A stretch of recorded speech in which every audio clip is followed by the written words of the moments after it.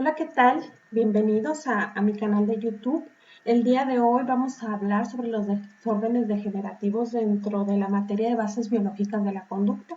Recordemos que como psicólogos es importante conocer la biología de algunas conductas o la biología por la cual muchas de las conductas pueden estar motivadas. En esta ocasión les vamos a hablar de los desórdenes degenerativos. Primero vamos a hablar de lo que son. ¿Qué son los desórdenes degenerativos? Pues son trastornos que van a afectar progresiva e irreversiblemente el sistema nervioso central y esto pues evidentemente va a provocar daños en todas las cogniciones y a nivel emocional pues la persona va a sufrir ciertos padecimientos.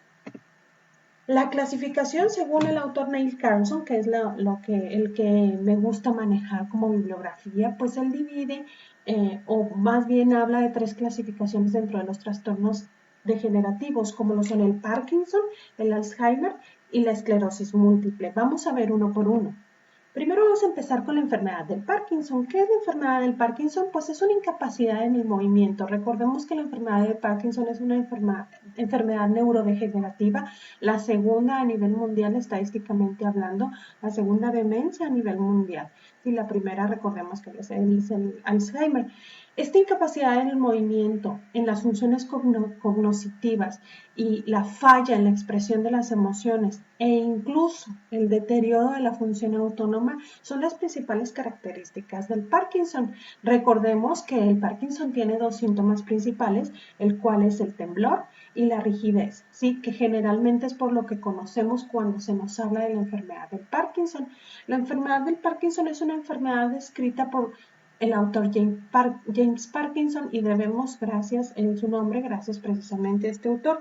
También es conocido como parkinsonismo idiopático o parálisis agitante. ¿Qué ocasiona la enfermedad del Parkinson? Pues biológicamente están muy involucradas las neuronas que secretan dopamina. Esto que vemos aquí pues es parte del mesencéfalo de nuestro cerebro o cerebro medio, en el cual la sustancia negra, ¿sí?, que vemos por aquí, en esta parte del mesencéfalo, es la encargada de tener neuronas que van a secretar dopamina y la van a llevar a los ganglios basales del cerebro. Por alguna u otra razón, este deterioro en el haz nigroestriado está provocando que estas neuronas no secreten dopamina y la lleven a los ganglios basales. Recordemos que los ganglios basales son unas estructuras cerebrales que están muy implicadas en el movimiento. De ahí que uno de los principales síntomas pues sea el temblor en los pacientes que lo padecen.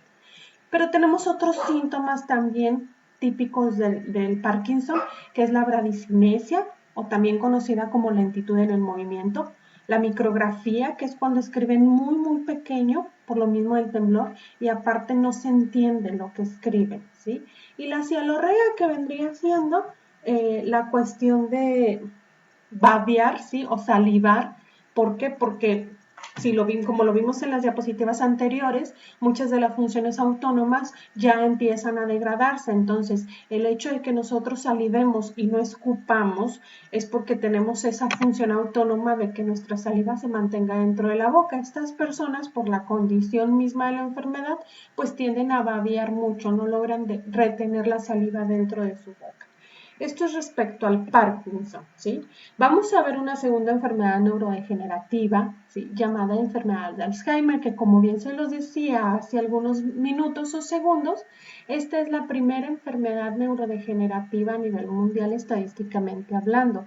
Estamos hablando de una demencia que va a incluir como síntoma principal pues la pérdida de la memoria, pero esta pérdida es progresiva de tal manera que al principio se conocen varias etapas del Alzheimer. Generalmente la etapa 1 y la etapa 2 son imperceptibles porque son olvidos como muy cotidianos que cualquier persona pudiera tener. Desgraciadamente es una enfermedad que se empieza a diagnosticar ya en etapas muy tardías. ¿Qué es lo que sucede aparte de la pérdida de la memoria? Se empiezan a atrofiar otras cogniciones, pero la principal es la memoria o es la más visible, por así decirlo. ¿Qué es lo que está implicado en la enfermedad del Alzheimer? Pues una estructura del sistema límbico llamado hipocampo. Recordemos que hipocampo significa caballito de mar y este está estrechamente relacionado con la memoria a largo plazo. También está relacionado con un deterioro en la materia gris de la corteza cerebral. Y finalmente tenemos a la esclerosis múltiple como enfermedad neurodegenerativa. ¿Qué es lo que provoca esta enfermedad? Pues la enfermedad de esclerosis múltiple básicamente es una enfermedad en la que el sistema inmunológico va a degradar poco a poco la cubierta que protege a los nervios, ¿sí? Es una enfermedad autoinmunitaria, que daña los nervios interrumpiendo la comunicación que se puede dar entre el cerebro y el cuerpo. Entonces, cuando no hay esa comunicación, pues evidentemente hay muchas fallas a nivel biológico e incluso a nivel conductual.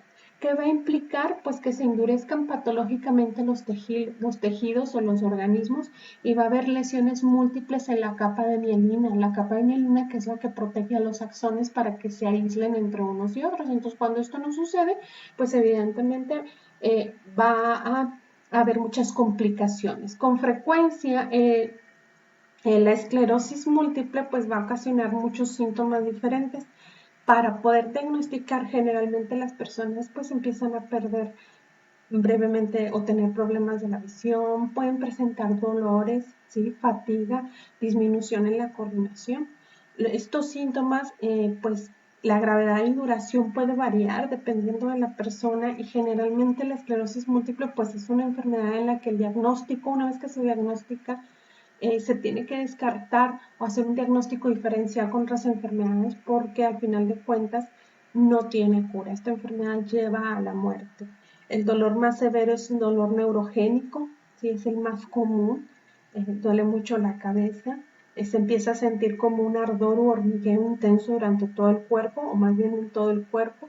Este hormigueo generalmente se torna muy pesado, muy constante, ¿sí? Y generalmente ocurre en las piernas. Esta enfermedad de esclerosis múltiple es muy importante porque al final de cuentas, como bien lo refiero, es autoinmunitaria. El sistema inmune más bien es una enfermedad que ataca el sistema inmune, deja de funcionar y generalmente las personas mueren por fallas en los organismos. No sé, puede ser desde una infección en vías urinarias que el mismo sistema inmune no lo puede atacar y fallecen de eso. Esto sería todo de los desórdenes degenerativos y es importante recalcarla. Como psicólogos debemos de conocer la base biológica para entender cuál es el impacto en la conducta. Muchas gracias por su atención.